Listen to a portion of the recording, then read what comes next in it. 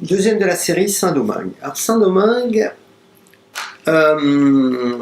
c'est des appellations assez intéressantes. Pourquoi? Parce que dedans, on va retrouver des variétés qui sont souvent issues de la grande période portugaise, puisque les Portugais étaient les maîtres des océans, et c'est eux qui ont un petit peu canalisé et apporté les apports à ce moment-là. Je veux dire, les plants ont commencé à être importés un petit peu partout.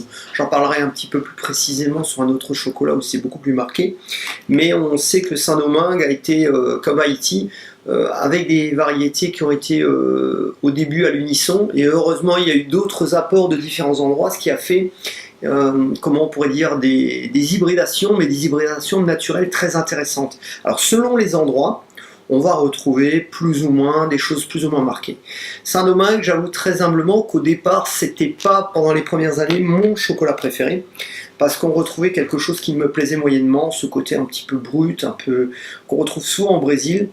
J'en reparlerai aussi de ça, parce que là je viens de découvrir il y a très peu de temps un nouveau Brésil, et quelque chose qui ne me correspondait pas. Pourtant je suis très ouvert, mais là il y a quelque chose que j'aimais pas.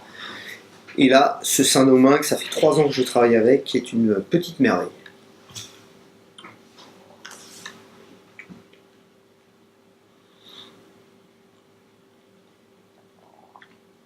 Il y a le temps de le laisser monter en température, bien le promener dans la bouche. Alors là, on a un très joli fruit, qui peut rappeler un peu un fruit jaune, qui pourrait être entre un peu de la fruit de la passion, de la mangue, petite acidité, très délicate.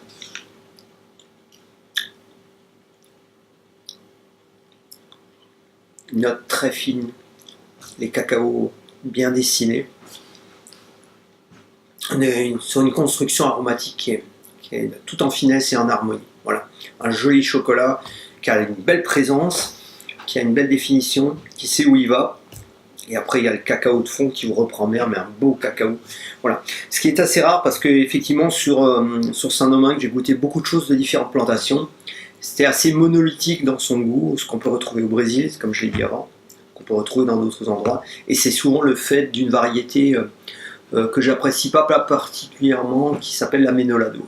Et l'Amenolado, quand c'est pur, quand ça vient souvent du Brésil, qu'on peut retrouver ailleurs, bah, c'est un chocolat qui ressent un peu, allez, on va être un petit peu raide, ça sent la selle de cheval, voilà. Après un bon galop, c'est très animal, c'est brut de décoffrage, c'est un des rares goûts qui personnellement ne me satisfont pas, voilà. Et d'ailleurs à ma clientèle aussi.